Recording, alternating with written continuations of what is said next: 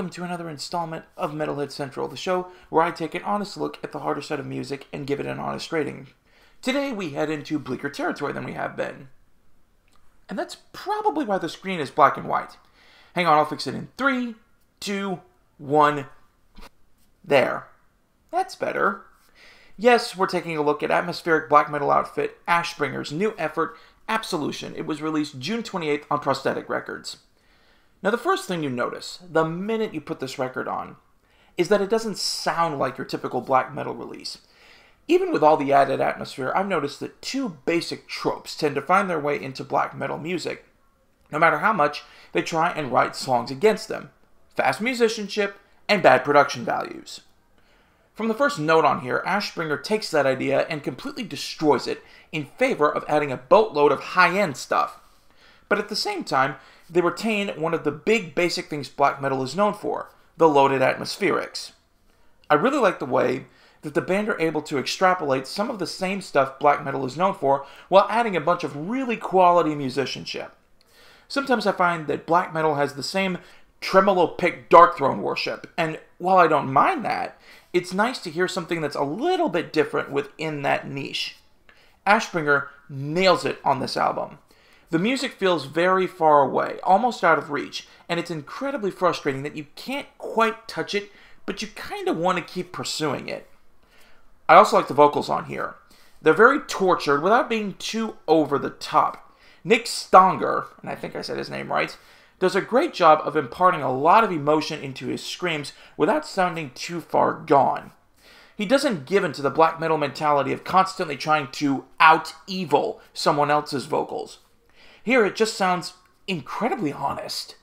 Now, the lyrics section on the Metal Archives lists nature as what this band writes about, and I get that.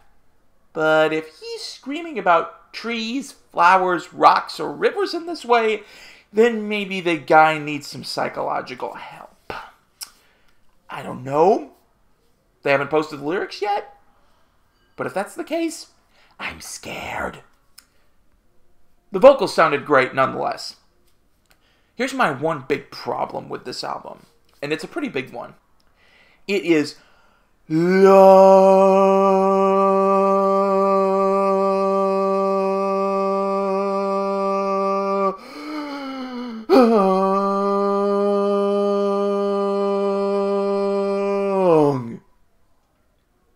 It's an hour and 8 minutes for only 8 tracks of material.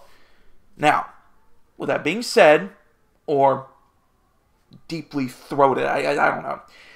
One of my favorite albums of all time is Agaloc's The Mantle, and that was an hour and 8 minutes for 9 tracks. But that album never felt like it was dragging. It was properly paced, with varying song lengths so that you could breathe in between the longer stuff. This album feels like it's running through concrete. It sounds more like Black and Doom than atmospheric black metal. It never drops below the 7-minute mark, and that kills the album.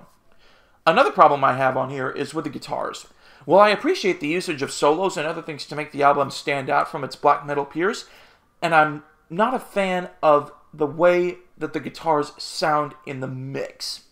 They sound really gritty and rather unappealing, even for black metal. If this were a more traditional release within this genre, then I wouldn't mind. But you can tell that they are attempting to have a much better production value, so it's kind of disappointing to hear the lack of effort put into making the guitars sound a little crisper and clearer than they do. All in all, this was a solid release. Solid, but not spectacular. I don't know if I'd listen to this again just due to the fact that it does drag so much. There are some interesting moments here, and even some stuff that I wouldn't mind seeing put into shorter compositions. But for the most part, it was just, solid. I'm giving Absolution by Ashbringer an 80 out of 100 on the YPS scale. Thank you so much for watching. Click like, and don't forget to subscribe for more Metalhead Central and the Metal Artist Review Show. Next week, we're sticking with the black metal landscape and examining an album by an icon in the genre. It's Abath's new album, Outstrider, and we'll be scrutinizing it from beginning to end. I hope you'll join me. You've been watching Metalhead Central, where I give honest ratings to honest music, and I'll see y'all next time.